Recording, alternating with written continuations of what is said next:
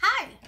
Welcome to my attempt at a Booktube channel, which is the strangest thing I've ever said, because if you would have told past me that one day you're going to try and record a YouTube video, she would have run for the hills.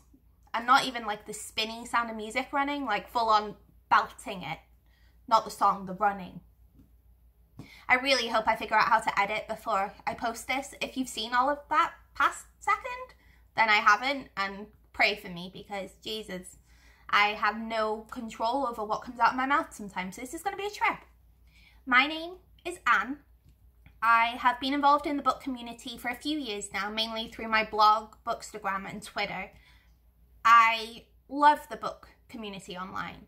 It was really taking part in the Bookopoly-thon that was hosted by Becca, the live 48-hour readathon, which I'll link her channel below, but you're probably already subscribed to her. It was really that spurred me to try this, because the online community is just so lovely and I want loveliness in my life. So, could also be lockdown and I've just lost my brain, but we're going to attempt it. This may be the most boring backdrop layout thing you've ever seen. I put this plant here to try and make it pretty. Don't think it's doing much, but we're here for it. It's fine. It's from IKEA. He's dying, but it's fine. It's fine. If I say that a million times, it'll be fine, right? Sure. I debated doing the newbie booktuber tag, which a lot of people do when they join Booktube, but the question seemed a bit off with what I would answer. It doesn't make sense. The questions themselves were interesting, but I felt like I would have similar answers for everything and it would all just kind of blur together. And again, given that I don't know how to edit yet, the thought of having to do the question and the answer and not sputter, or basically what I'm doing so far in this, but you know, worse. So we're going with it. Instead, in this video, I'm going to introduce myself, which I have, and then speak about what I'm currently reading, the last book I read, and what I'm hoping to read at the beginning of April.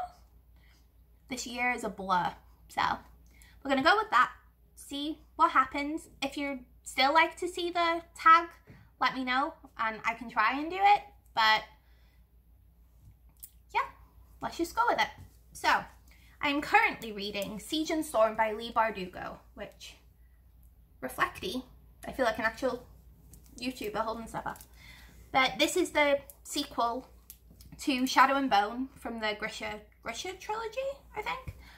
And I read Shadow and Bone at the beginning of March and liked it. I was surprised at how enjoyable I found the reading experience.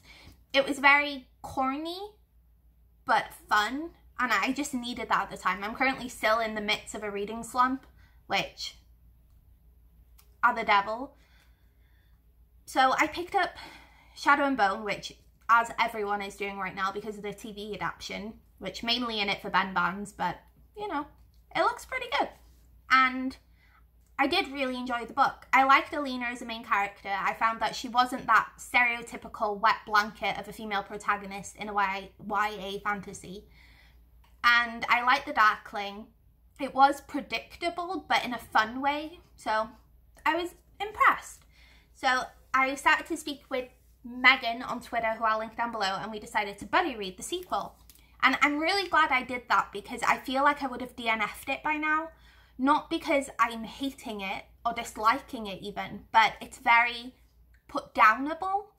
I feel like it's suffering from that second book in a series issue where it's more about the journey and not about a destination. Does that make sense? It probably doesn't. I'm finding it very slow burn. And though I like the characters, I don't care about them enough to be so invested with every interaction they're having. And I felt like at the beginning of this book, it did that thing where they dump loads of new characters at you and just hope you know who everyone is. And I'm not good with character names. Terrible at character names. So I got a bit lost. It is picking up now. I'm around the halfway point, just a bit over, I think. And there's just been a plot twist that I didn't see coming. And that's got me back being invested in the book. So that's good. And I may read the third. If I do, I think I'll have to pick it up straight after I finish this one. Otherwise, I'm going to forget it exists. So, yes. Sadly, I think I used to own the third book, but I donated it because I hadn't read the first. Now I'm like, past me is such a bish. The last book I finished was Lovesick by Corey Martin, which I can't decide if I like the cover or not. It's kind of pretty, but it also kind of looks like a perfume ad. So, not sure how I feel about that. This is a memoir. This is a memoir about a woman who at 28 got diagnosed with a chronic condition. And it's about her coming to terms with the diagnosis and how it affected her love life. Now, this book's kind of complicated for me. I personally have fibromyalgia, so anything with a chronic pain condition or a chronic condition, I'm always interested in reading because I like reading about other people's experiences. Like a fiction with Get a Life, Chloe Brown. I enjoyed that. I felt it was a bit inconsistent with Chloe's flare-ups, which bothered me a bit initially, but the longer it sat with me, I think my expectations were too high, so it let me down in that regard. But also everyone's experience is different, and Talia Hibbert herself has fibromyalgia, and you know, everyone's different. So I do think I want to reread that. I just finished Act Your Age, oh god, my fringe, cutting bangs in like a month before you decide to start filming videos. Great choice. It's not, don't do it, Ugh. Lockdown, I've cut my hair short, cut bangs, thinking of going blonde. Anyway, the Brown Sister trilogy by Talia Hibbert, I just read the third one, Act Your Age, Eve Brown, and loved it. I love the series for the fact it balances that rom-com-ness with steaminess, with talking about actual issues, but in a fun way, very well. It's a very well-rounded romance series. So I would recommend, if you've probably read it or you've heard about it, everyone's talking about it online right now. So, would recommend. Anyway, tangent aside, in this, I found her to be grating, which sounds mean, but her entire personality is very privileged, white woman, woe is me. And that started to really grate on my nerves around halfway through the book.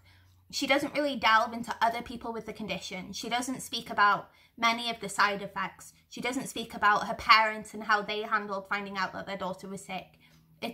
She's at a friend's wedding at some point, and she doesn't even talk about anything other than herself.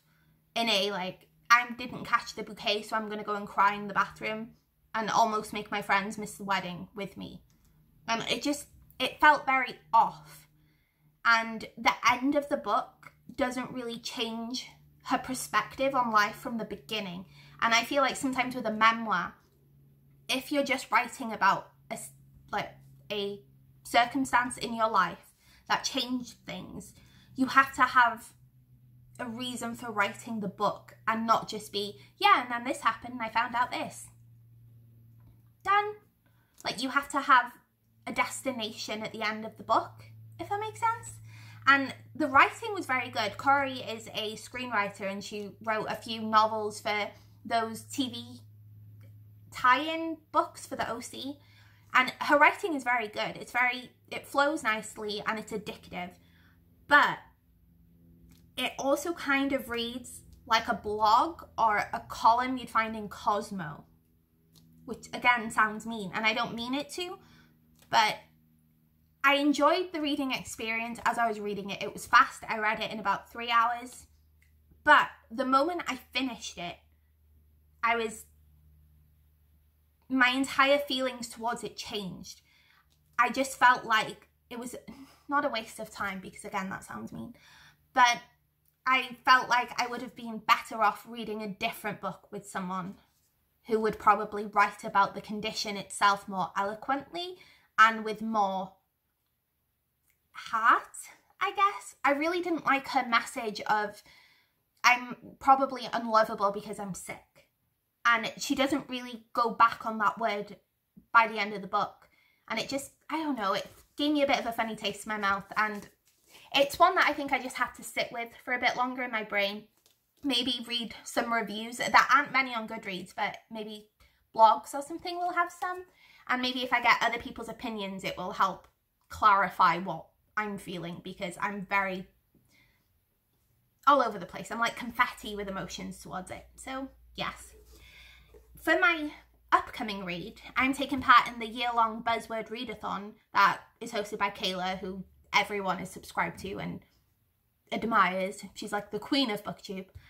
And in April, the buzzword is space words. And as I'm not a sci-fi reader, difficult. But I have two options, and if you have an opinion on either, I would love to know your thoughts. I'm probably going to do a poll on both Bookstagram and Twitter and hope people will help me, because I'm intimidated by both. They're not really my usual genre, I don't think. And they've been sitting on my shelves for so long now that I'm feeling a bit towards them. So the first is Where the Forest Meets the Stars, which is a beautiful cover. I've always been drawn to this book since its release, and I think it's solely down to the cover, but I always thought it was solely sci-fi. After reading the back, it seems like it could be more literary.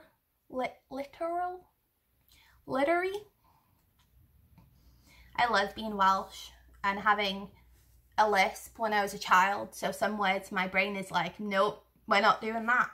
Great. So this is about a child who turns up and says that she's come from space and she needs to see 5 miracles to go home or something. It could be one of those that isn't actually sci-fi, or at the end it turns into it's actually sci-fi, even though all the characters think the girl's ill or something throughout. So I'm intimidated. It's not that long and I should get to it. So if you've read it, or if you know anyone who have, let me know if you have any thoughts. And my second option is The Dog Stars by Peter Heller. This is a beautiful cover again. And this is about a man and a dog who are stuck in space with a radio. It seems very character driven, and people have compared the writing to Matt Haig. I read The Midnight Library last year and enjoyed it. I like his writing. It's not the most flowery, but it's also very easy to read. So I'm debating this one over the other one because it's shorter, and I feel like I will never actively pick this up by myself, but let me know. I could also do both and maybe do a little review or reading vlog, but I feel like if I do a reading vlog, I'm going to have to learn to edit, and I don't know how. I know people use Final Cut Pro, but I don't even know what that is, so that's great. So yeah, that's my current reading stack. If you have thoughts about any of them, let me know. If you're still here, write anything in the comment, because I'll be odd, unless you're my mum or my husband, and then thank you, thanks. But if you have any video suggestions or advice on a setup or anything, let me know. I'm sorry about the quality. I'm filming it on my phone by a window because I don't want to invest in a camera until I know I like doing this, so sorry about the quality. I'll leave all the links down below to my other places of the internet and everyone that I mentioned.